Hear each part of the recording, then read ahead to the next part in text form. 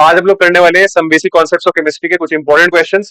जैसे कि आप सबके एग्जाम्स अभी आने वाले होंगे, जो लोग क्लास 11th में, मिड टर्म एग्जाम स्टार्ट होने वाले हैं, तो इंपॉर्टेंट चैप्टर है, इजी चैप्टर है। 10 क्वेश्चन, 10 के 11 क्वेश्चन कराने वाला हूँ, सारे साथ में करना मेरे, तैयार हो जाएगा चैप्टर। चलो स्टार्ट करते हैं। Question number 1, calculate the molecular mass of the following. देखो मॉलिक्यूलर मास निकालना है, मतलब एक एक मॉलिक्यूल का मास बताना है आपको। ग्राम में आंसर मत करना, यू की फॉर्म में आंसर करना, ठीक है, जैसे कि एनसीईआरटी में किया गया। जैसे कि आपको पता ही है हाइड्रोजन का मास कितना होता है भाई, 1 यू, ठीक है। हाइड्रोजन का मास कितना होता है, 1 यू होता है। और ऑक्सीजन का मास कितना होता है, 16 यू। वैसे आपको एग्जाम में लिखा हुआ भी मिल सकता है, लेकिन अगर नहीं भी मिले तो आपको याद होना चाहिए, एक्सपेक्ट करते हैं। तो H2O का निकालते कैसे हैं, देखो किसी भी चीज का कैसे निकालते हैं। कितने हाइड्रोजन नजर आ रहे हैं इसमें, 2, ठीक है। तो 2 मल्टीप्लाइड बाय कितना उसका मास है, 1। ऐसे ही कितने ऑक्सीजन नजर आ रहे हैं, 1, कितना उसका मास है, 16। तो ये हो जाएगा टोटल 18, ठीक है। मॉलिक्यूलर मास हमेशा यू की फॉर्म में आंसर करना, ग्राम की फॉर्म में आंसर मत करना, वो मोलर मास में आ जाएगा, ठीक है। ध्यान रखना इस चीज का। कार्बन डाइऑक्साइड का, कार्बन में कार्बन का मास कितना होता है बच्चों, 12 यू होता है। ऑक्सीजन का भी अभी आपने लिखा ही है, 16 यू। तो टोटल करोगे आप, कार्बन कितने नजर आ रहे हैं, 1, ऑक्सीजन कितने नजर आ रहे हैं, 2। तो इन दोनों को ऐड करोगे तो आपका आंसर आ जाएगा 44 यू, ठीक है। ऐसे ही मीथेन का मास निकालोगे आप, कार्बन का अगेन कितना हो गया, 12 यू, ठीक है। और हाइड्रोजन का है 1 यू, ठीक। तो हम लोग क्या करेंगे, कितने हाइड्रोजन नजर आ रहे हैं, 4, तो डायरेक्टली लिख दे रहा हूं मैं 16 यू। इसका मास हो जाएगा 16। आसान बच्चों वाला क्वेश्चन है, लेकिन आ सकता है एग्जाम में, क्योंकि गलती करने के चांसेस में है, ग्राम में लिखे आ जाते हैं आंसर, ठीक है। ये इसलिए बता रहा हूँ क्योंकि हम लोग कॉपी चेक कर चुका हूँ, मैं as a teacher copy check कर चुका हूँ, तो मैं देखता हूँ क्या गलती कर। Calculate the mass percent of different elements present in sodium sulphate, उसका फॉर्मूला भी दिया है। कई बार क्या करते हैं बच्चों, टीचर क्या करते हैं, थोड़ा सा टफ बनाने के लिए क्वेश्चन को, सोडियम सल्फेट नहीं लिखेंगे, फॉर्मूला नहीं लिखेंगे, सिर्फ इंग्लिश में लिख देंगे सोडियम सल्फेट। तो आपको फॉर्मूला बनाना आना चाहिए, ये आपने 9th क्लास में सीखा था। अगर नहीं आता तो वापस जाके पढ़ो, ठीक है, या कमेंट कर देना, मैं बता दूंगी। चलो सोडियम सल्फेट में वो सोडियम की परसेंटेज पूछ रहा, तो पहले तो मुझे इसका पूरे का मास निकालना पड़ेगा। कितने सोडियम, पहले सोडियम का मास मैं आपको बता देता हूँ, 23 होता है, ठीक है। ये 10th क्लास में आप लोग याद कर चुके हो। सल्फर का मास 32 होता है। और ऑक्सीजन का मास जो होता है, यहाँ ग्राम में भी ले सकते हो, ठीक है ना, कोई दिक्कत नहीं है, यहाँ कोई ऐसा इशू नहीं है। यहाँ आप ग्राम में भी लिख सकते हो, तो ग्राम में लिख के दिखा देता हूँ आपको। यहाँ हो गया 23 ग्राम, सल्फर का हो गया 32 ग्राम, और ऑक्सीजन का हो गया 16 ग्राम, ठीक है। तो जब हम इसका निकालेंगे तो सोडियम कितने नजर आ रहे हैं आपको, 2। तो 2 इंटू 23 प्लस सल्फर कितना नजर आ रहा है, 1, 1 इंटू 32 प्लस ऑक्सीजन कितने, 4 इंटू 16। तो ये हो जाएगा भाई 46 प्लस 32, आप लोग भी साथ साथ कैलकुलेट करो, और ये हो जाएगा 64। 4 और 2 6, 6 और 3 9, 96। तो यही हो गया 96 और 400, ठीक है, 142 हो जाएगा। इसका मास आ जाएगा बच्चों 142 ग्राम पर मोल। ग्राम पर मोल का मतलब होता है बच्चों एक मोल का वजन, 142 ग्राम, ठीक है। हेलो जी, अब सोडियम कितना है इसमें, सोडियम तो ये है ना 2 इंटू 23, यानी कि 46 ग्राम सोडियम है इसमें। तो हम लोग कैसे निकालेंगे बच्चों, देखो मास परसेंट ऑफ सोडियम। तो क्या लिखेंगे, मास ऑफ सोडियम ऊपर लिखेंगे, divide by total mass into 100। सही है, आसान सा तरीका है, जैसे आप स्कूल में अपनी परसेंटेज निकालते हो कि आपके 500 में से 400 आए, तो आप कैसे निकालते हो, 400 बटे 500 इंटू 100, वही कर रहे हैं। तो 46 हो गया आपका 2 सोडियम का मास। ध्यान रखना 23 मत रख देना, टोटल कितना है इस फॉर्मूले में, कितना कॉन्ट्रीब्यूशन है उसका, 23 इंटू 2 46 है। 46 डिवाइड बाय 142 इंटू 100, इसको सॉल्व कर लेंगे, बता देता हूं मैं आपको कितना आ रहा है। आप लोग भी जब वीडियो देखने बैठे तो साथ में जरूर करना, ठीक है। चलो एक सेकेंड दो बस मुझे, 46 डिवाइड बाय 142 इंटू 100, ठीक है, ये हो गया 32.39, ठीक। इतना आप परसेंटेज सोडियम लिख सकते हो उसमें। चलो जी नेक्स्ट सवाल देखते हैं, determine the empirical formula of an oxide of iron. ये इंपॉर्टेंट क्वेश्चन है बच्चों, थोड़े से अच्छे क्वेश्चंस में से आते हैं। ऐसा एक एग्जांपल भी है, और एनसीईआरटी की एक्सरसाइज में भी है क्वेश्चन, दो क्वेश्चन ऐसे ही मिलेंगे आपको same. Empirical formula of an oxide of iron which has 69.9% iron and 30.1% dioxygen by mass, ठीक है। वो कह रहे हैं आयरन की एक ऑक्साइड है जिसमें आयरन जो है 69.9% है, और ऑक्सीजन जो है 30.1% है। अगर ऑक्सीजन नहीं भी दिया होता इन्होंने, तो 100 में से माइनस कर देते हैं हम उसको, ऑक्सीजन पता चल जाता है हमें कितना, ठीक है। अब यहां से एम्पेरिकल फॉर्मूला क्या है, तो उसके लिए ना थोड़े से स्टेप्स हैं, वो जरूर सीखना है यहाँ पे। चलो क्या स्टेप्स हैं वो सीखते हैं पहले, ठीक। देखो जी, अच्छा यहाँ एक कमी है इस क्वेश्चन में, इन्होंने आयरन का मास नहीं दिया। इस क्वेश्चन में आपको आयरन का मास मिलेगा, क्योंकि वो उतना कॉमन नहीं है। तो लगभग 55.85, 56 भी ले सकते हो आप, ठीक है। 55.85 ग्राम पर मोल, या फिर 56 ग्राम पर मोल, उतना ले सकते हो, उससे काम हो जाएगा। वैसे एग्जाम में मिलेगा आपको, डोंट वरी। चलो मैं आपको ना टेबल बता देता हूँ। टेबल में सबसे पहले हम लोग क्या लिखेंगे, परसेंटेज मास लिखेंगे सबसे पहले, तो एलिमेंट लिख लो। एक सेकंड दो। सबसे पहले हमने लिख दिया एलिमेंट, ठीक है। फिर हम लोग लिखेंगे यहाँ पे परसेंटेज मास, जो भी उसका दिया होगा। फिर यहाँ पे हम लोग लिखेंगे मोल्स, और फिर हम लोग इनका निकाल देंगे रेशो, और अगर जरूरत पड़ी तो फिर सिंपल रेशो। देखते रहना मेरे साथ साथ कैसे करना है उसको। यहाँ पे दो ही एलिमेंट की बात हो रही है बच्चों, एक तो आयरन है और एक ऑक्सीजन है, तो ज्यादा है नहीं, ज्यादा टेंशन लेने की जरूरत नहीं। आयरन कितना दिया आपको? 69.9। तो जो परसेंटेज दी है वही लिखनी है, ठीक है, 69.9। अब मोल्स कैसे निकालते हैं? इसको गिवन मास मान लो, इसको क्या मान लो? गिवन मास, जो क्वेश्चन में गिवन। इसको मोलार मास से डिवाइड करना है, ठीक है। तो 69.9 को किससे डिवाइड करोगे? 55.85, या जो भी आपको एलिमेंट दिया होगा उसके मोलर मास से, ठीक है। तो मोल्स में निकाल लेता हूं। मोल्स कैसे निकाल रहे हैं हम लोग? 69.9 डिवाइड बाय परसेंटेज का साइन डिवाइड बाय 55.85, ठीक है। मैं इसको डिवाइड करके यहां पे लिख दे रहा हूं। फिर सीखते चलना साथ साथ। 1.25 के आसपास आ जाएगा, ठीक है, यहाँ अप्रोक्सीमेट ले सकते हो आप। अच्छा जी, ऑक्सीजन कितना है? 30.1 परसेंटेज वर्थ मास, और ऑक्सीजन का वेट कितना होता है? 16। कुछ बच्चे क्या गलती करते हैं, डाई ऑक्सीजन सोचकर O2 का मास ले लेंगे 32, नहीं, ऑक्सीजन का मास लेना, ठीक है। 30.1 डिवाइड बाय 16, तो मैं डायरेक्ट लिख देता हूँ आंसर यहाँ पे, ठीक है। 30.1 डिवाइड बाय 16, तो इट इज 1.88 बच्चों। ये क्या आ रहा है? 1.88। तो एक आया 1.25, एक आया 1.88। अब इन दोनों में से जो सबसे छोटा नंबर है उससे दोनों को डिवाइड करना है। तो दोनों में छोटा नंबर कौन सा है? 1.25 है, ऑब्वियसली, अंधे को भी नजर आ जाएगा, ठीक है। 1.25 छोटा है, तो 1.25 को 1.25 से करेंगे तो कितना आएगा? 1 आएगा, ठीक है ना। अगर आप चाहते हो तो मैं यहाँ लिख देता हूँ, हम क्या कर रहे हैं यहाँ पे, 1.25 को डिवाइड किया 1.25 से, तो that will be equal to 1। और ऐसे ही 1.88 को डिवाइड करेंगे 1.25 से, और उसका मैं रिजल्ट आपको बता देता हूं। तो ये आ जाएगा 1.50, ठीक है। नॉर्मली तो यहां तक सॉल्व हो जाता है, आंसर आ जाता है, लेकिन प्रॉब्लम क्या है, ये नंबर फ्रैक्शन में आ, तो मैं ऐसा तो नहीं लिख सकता, Fe तो 1 आ गया, ठीक है, 1 हम लिखते नहीं है, और ऑक्सीजन आ रहा 1.5, ऐसे तो नहीं लिखते ना हम लोग फॉर्मूला। तो हम क्या करेंगे, इसको एक सिंपल रेशो में कन्वर्ट करेंगे, ठीक है। हम क्या करेंगे, इसको एक सिंपल रेशो में कन्वर्ट करेंगे, एक कॉलम और बना लेंगे। क्या करेंगे, अगर मैं इसको 2 से मल्टीप्लाई कर दूं तो 1.5 इंटू 2 क्या होगा? 3 हो जाएगा, राइट। तो मैंने वही किया, 1.5 इंटू 2 कर दिया, तो इक्वल टू 3। ऑब्वियसली ऊपर भी मल्टीप्लाई करना पड़ेगा मुझे, 1 इंटू 2 इज इक्वल टू 2। तो मैंने ऊपर भी 2 से मल्टीप्लाई किया, नीचे भी, ताकि इस नंबर को एक हम लोग होल नंबर बना सके, ठीक है। तो ये 2 आ गए, ये 3 आ गए, यानी कि आयरन कितने हो गए? 2, और ऑक्सीजन कितने हो गए? 3। तो formula of the oxide, empirical formula है, जो भी फॉर्मूला आपसे पूछा है, दैट विल बी Fe2O3। सही है, आई गेस समझ में आ गया होगा। स्टेप्स एक बार दोबारा देखना, इजी है बिल्कुल, ठीक है। चलो नेक्स्ट सवाल देखते हैं। Calculate the atomic mass average of chlorine using the following data. अब इन्होंने डेटा दिया है, उसे यूज करके हमें क्लोरीन का एवरेज मास निकालना है। सबसे पहले ये जानो कि एवरेज एटॉमिक मास यूज कहां करते हैं। एवरेज एटॉमिक मास वहां यूज करते हैं बच्चों जहां आइसोटोप्स होते हैं एक एलिमेंट के, ठीक है। एक एलिमेंट के क्या होते हैं? आइसोटोप्स। तो उस केस में हमें एवरेज निकालना पड़ता है। फॉर एग्जाम्पल, मान लो मेरे पास है कोई एक्स एलिमेंट है मेरे पास, ठीक है। अब एक्स एलिमेंट के मान लो 3 आइसोटोप्स एग्जिस्ट करते हैं। एक का मास है 9, एक का मास है 10, और एक का मास है 11, ठीक है। ये नेचर में मिलता है लगभग 50%, ये मिलता है 25%, और ये भी कितना मिलता है? 25%। अब सवाल ये आता है कि एक्स का एक्चुअल मास में क्या यूज करूं क्वेश्चन करते हो, कि हम क्या लें, 9 लें, 10 लें, 11 लें। तो हम क्या करते हैं उस केस में, एवरेज निकालते हैं, परसेंटेज से मल्टीप्लाई करते हैं, ठीक है, वो मैं बताऊंगा अभी कैसे।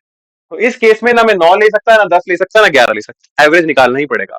हाँ, अगर ऐसा होता, मान लो कि इसकी परसेंटेज जो है 9 वाले की मान लो 99% है, और बाकी 1% ये दोनों है, फिर तो मैं ये ले सकता हूँ, कोई दिक्कत नहीं है। लेकिन अगर परसेंटेज एप्रिशिएबल हो, जैसे यहाँ पे देखो आप, 75 है और 25 है लगभग, ठीक है, इस केस में मुझे एवरेज लेना ही पड़ेगा। अब एवरेज निकालते कैसे हैं वो सीखो। हम क्या करने वाले हैं बच्चों, जो मोलार मास है आइसोटोप का, उसको उसके नेचुरल अबंडेंस से मल्टीप्लाई करेंगे, ठीक है। तो देखो हमें करना क्या है, सिंपल है बहुत फॉर्मूला, ठीक। 75.77 मल्टीप्लाइड बाय 34.96 89, ठीक है। इसमें प्लस किसको करना है, इसको मल्टीप्लाई बाय दिस, राइट। तो यहां लिखूंगा मैं 24.23 मल्टीप्लाइड बाय 36.965, और इनको टोटल डिवाइड कर देते हैं बच्चों 100 से, क्योंकि ओवरऑल जो आप इन दोनों को ऐड करके लाओगे वो 100 आएगा परसेंटेज, ठीक है। तो यहां से एवरेज आ जाएगा। चलिए सॉल्व करते हैं। तो ऊपर है आपके पास 75.77 मल्टीप्लाइड बाय 34.9689, दैट इज 2649 बच्चों, 2649.59, इतना ही ले रहा हूं मैं, ठीक है। और इसकी मल्टीप्लाई कर लेते हैं 24.23 multiplied by 36.9659, so that is 895.68 divide by 100, ठीक है। तो इसको कर देते हैं 895.68 प्लस 2649.59 डिवाइड बाय 100, तो 35.45 आ रहा है। इसीलिए आप लोग देखते हो कि हम लोग क्लोरीन का मास कितना यूज करते हैं, अप्रोक्सीमेटली 35.5, वो यहीं से आता है सॉल्व करके, ठीक है। So this is the average atomic mass. कैसे निकाला, दोबारा बता देता हूं। जो भी परसेंटेज दी हो आपको, है ना, नेचुरल अबंडेंस, उसको मल्टीप्लाई करना है उसके मोलार मास से, जो भी आइसोटोपिक मास दिया होगा। और ऐसे ही दूसरे केस में करना, अगर 3 होते हैं आइसोटोप तो तीनों में ऐसा करते हैं, और डिवाइड बाय 100 कर देना, सिंपल, बहुत सिंपल है। चलो नेक्स्ट क्वेश्चन देखते हैं।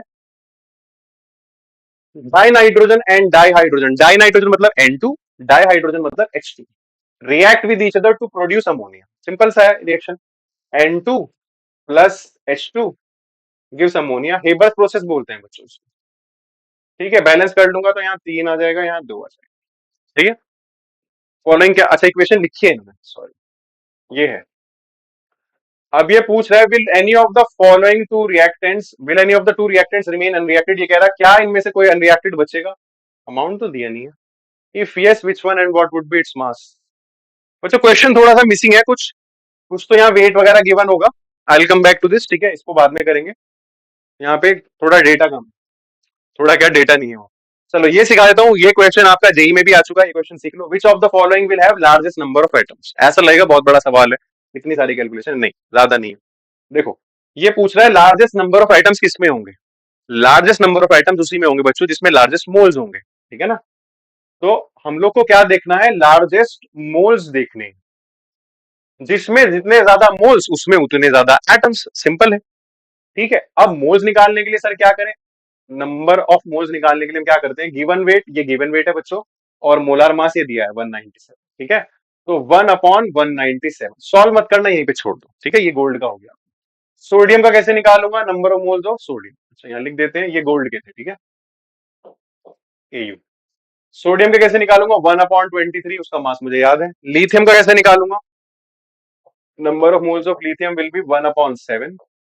एंड क्लोरीन के कैसे निकालूंगा, number of moles of chlorine that is 1/17, है ना, 35.5 उसका मास होता है, इंटू 2 करेंगे तो 70 बना जाएगा। अब ध्यान से देखो आप, बहुत ध्यान से, इनमें सबसे बड़ा नंबर कहां आएगा।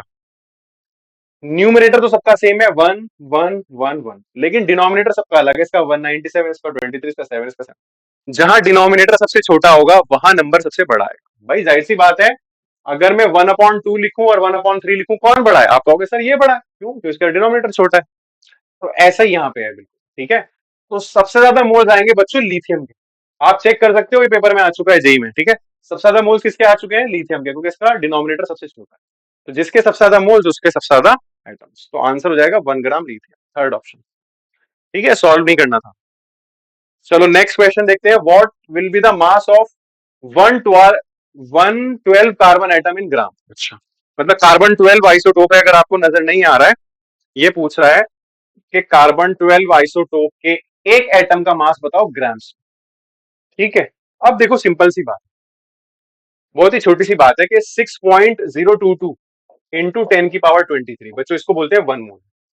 1 मोल कार्बन का मास कितना होता है, 12 ग्राम होता है, यही पढ़ा है ना हमने, राइट। मोलार मास क्या होता है कार्बन का, इतना ही होता है ना, 12 ग्राम, ठीक है। तो एक एटम का मास कितना हो जाएगा, 12 by this 6.022 into 10⁻23 in grams, तो 1.99 समथिंग आ जाएगा, है ना। 12 डिवाइड बाय किससे करना है? 6.022 या 23 ले सकते हो, 1.99। तो बच्चों ये हो जाएगा 1.99 इंटू 10⁻⁻23 ग्राम।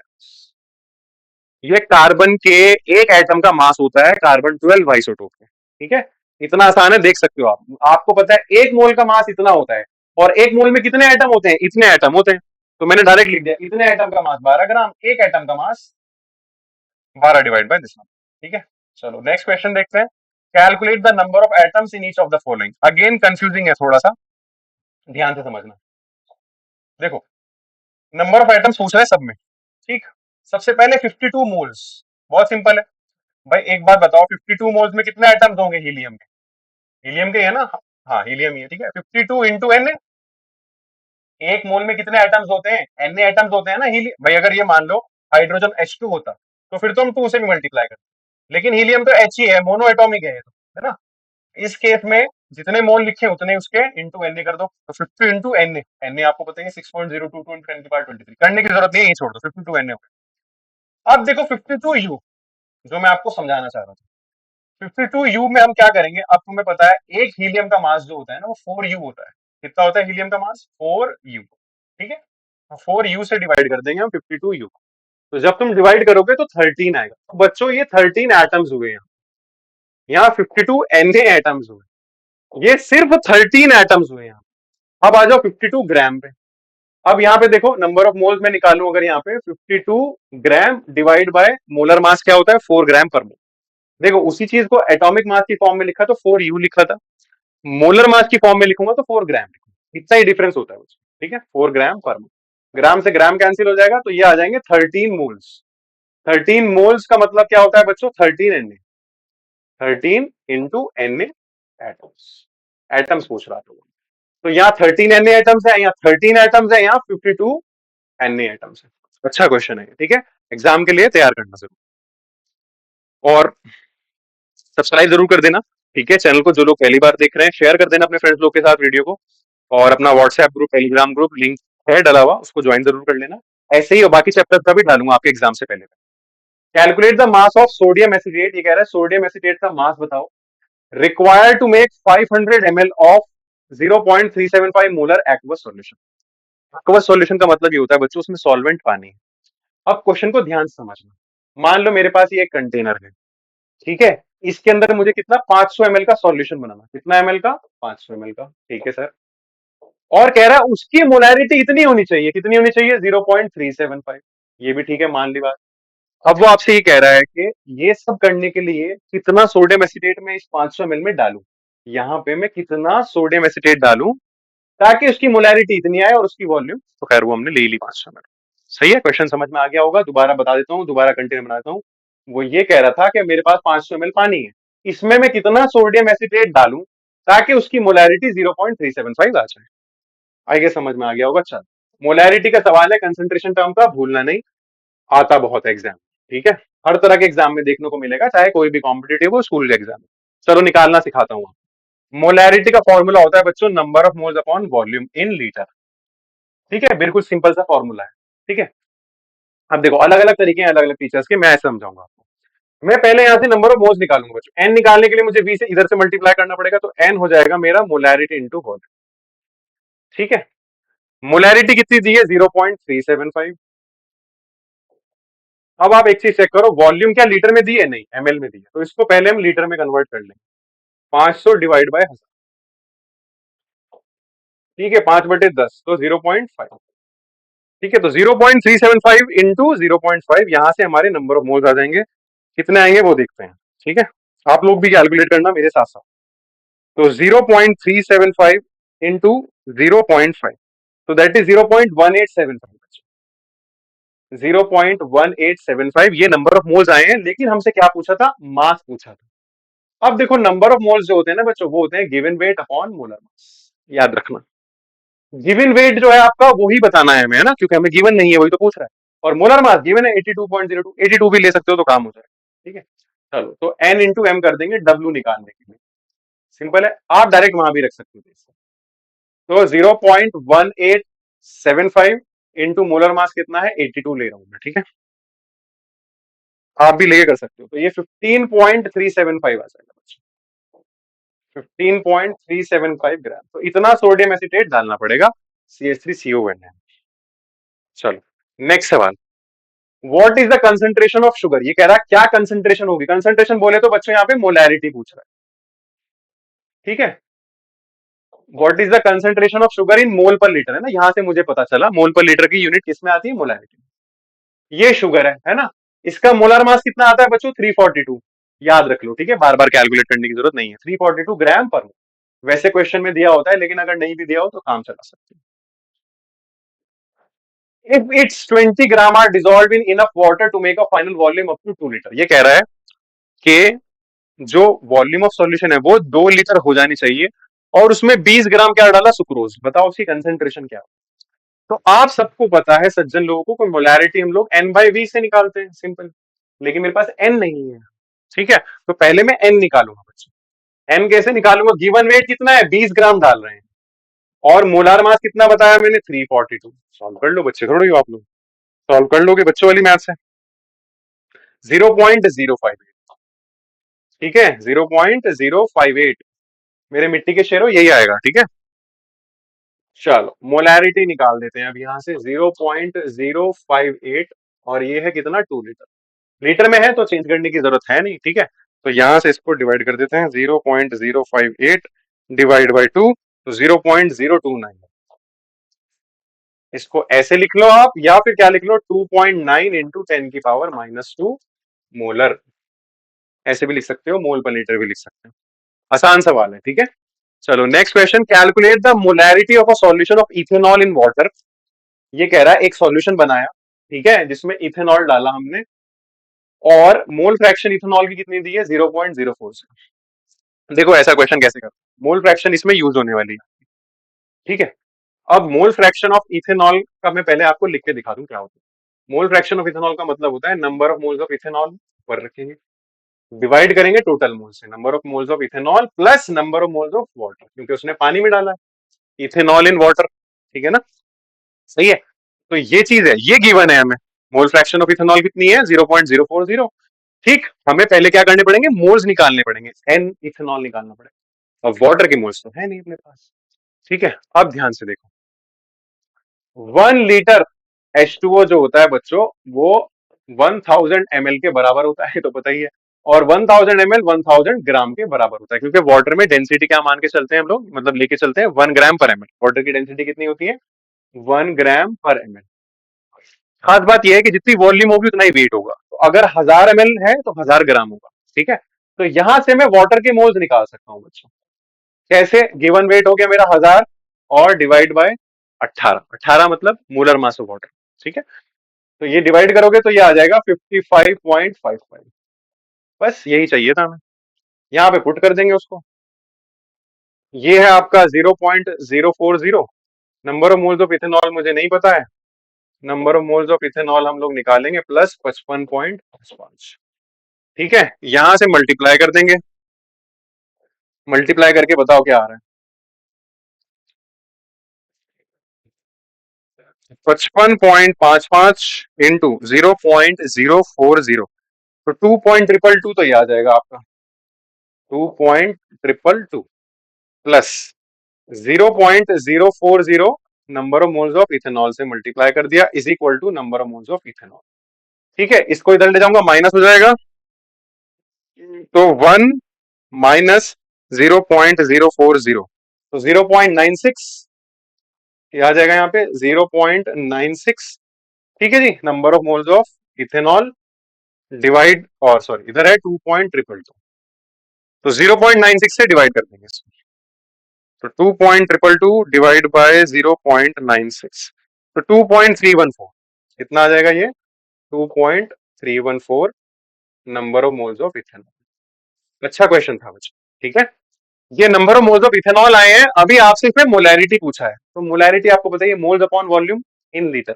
तो मोल्स तो आ गए, वॉल्यूम कितना है, 1 लीटर हमने लेके ही चले थे वाटर का, कि हमने मान के चले थे कि इतना है वाटर इसमें, 1 लीटर है, ठीक है। तो यही मोलैरिटी हो जाएगी इसकी, ठीक है। तो molarity number of moles upon volume, number of moles कितना है, 2.314। अच्छा क्वेश्चन है, करके जाना। और लीटर वॉल्यूम कितनी है, 1 लीटर, 2.314 आपका आंसर हो जाएगा।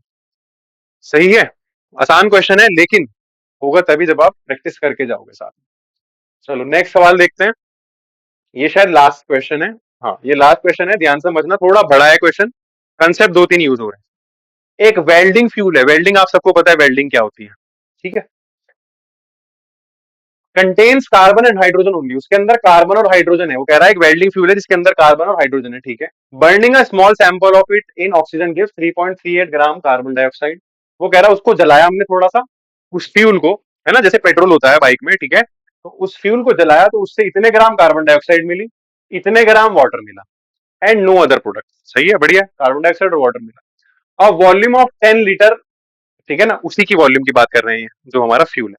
A volume of 10 liter at STP of this welding gas is found to weigh 11.6 ग्राम, ठीक है। वो ये कह रहा है कि 10 लीटर इस गैस का कितने के बराबर है, 11.6 ग्राम के बराबर है एसटीपी पर। तो 1 मिनट देना, मैं पानी पी लूं।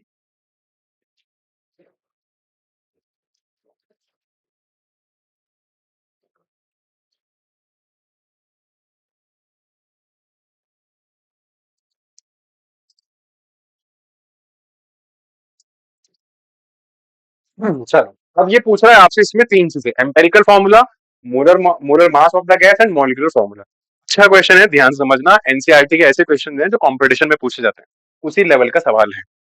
थोड़ी कैलकुलेशन है, बने रहना, करते रहना मेरे साथ। चलो, डरा नहीं रहा हूं, बस बता रहा हूँ।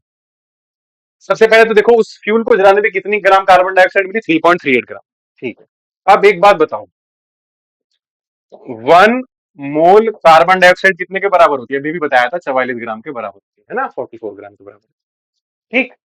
इसमें से 44 में से कार्बन कितना है, 12 ग्राम ही तो है, बाकी 32 ग्राम तो ऑक्सीजन है। इसका मतलब एक चीज तो समझ में आ गई होगी आपको कि 44 ग्राम CO2 में 12 ग्राम कार्बन है।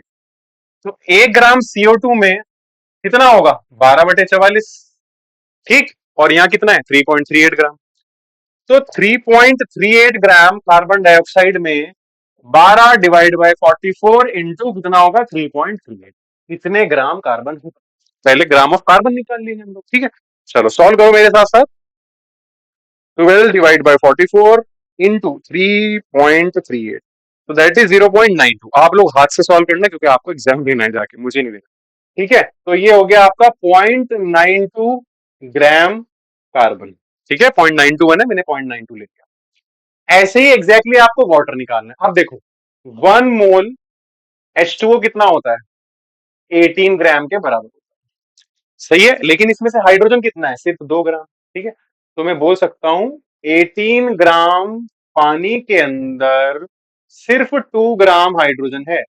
तो 1 ग्राम पानी के अंदर कितना होगा, 2/18, और यहाँ पे कितना है, 0.690। तो 0.690 में कितना हो जाएगा, ठीक है, मैं डायरेक्ट लिख रहा हूँ, मल्टीप्लाई करके, 2/18 इंटू 0.690, 2/18 इंटू 0.690, ठीक है। तो ये हो जाएगा आपका 2 divide by 18 into 0.690, so that is 0.076। तो इतने ग्राम हाइड्रोजन है उस फ्यूल में जो जलाने पे मिला, और इतने ग्राम कार्बन है, 0.92 gram carbon and 0.076 gram hydrogen, ठीक है।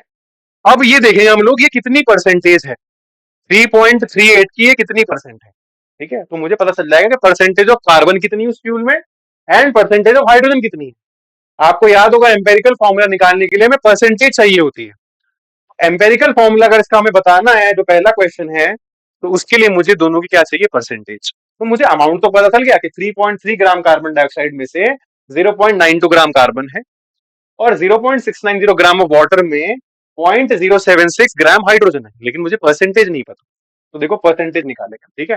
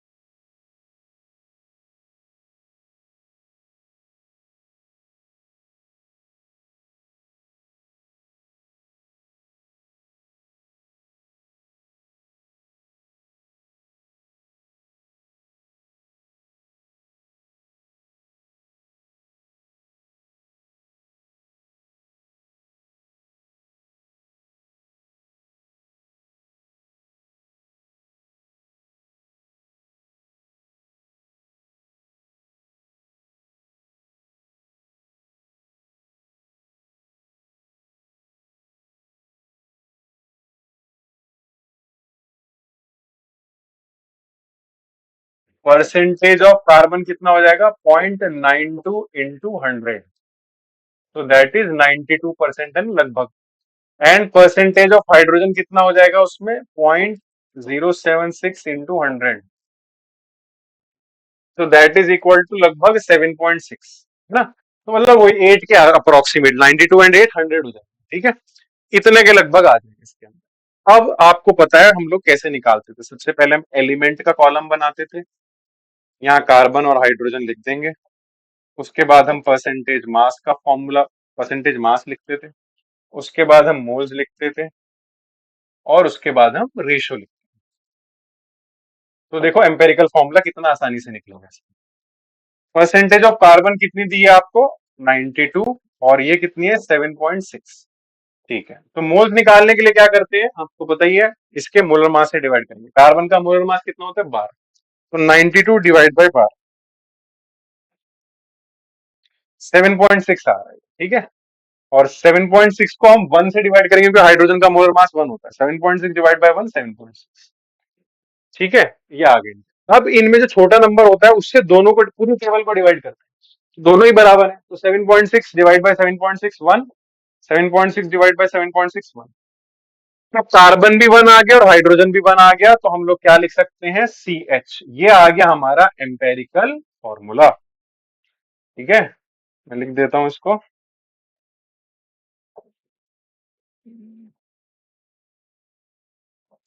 ठीक है भाई। तो एम्पेरिकल फॉर्मूला आ गया अपने पास,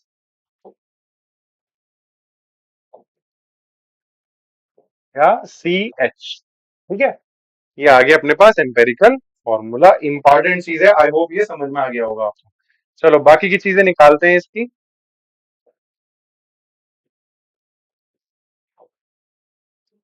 चलिए, ये एम्पेरिकल फॉर्मूला आ गया। क्या क्या पूछा था, नेक्स्ट पूछा था molar mass of the gas, उसके लिए हमें इसका मॉलिक्यूलर फॉर्मूला निकालना पड़ेगा, यानी कि थर्ड पार्ट पहले करना पड़ेगा। मॉलिक्यूलर फॉर्मूला निकालने के लिए हम एक इंफॉर्मेशन को और इस्तेमाल करेंगे। उसने कहा था ना कि 10 लीटर, इस गैस का 10 लीटर कितने के बराबर है 11.6 ग्राम के एट एसटीपी।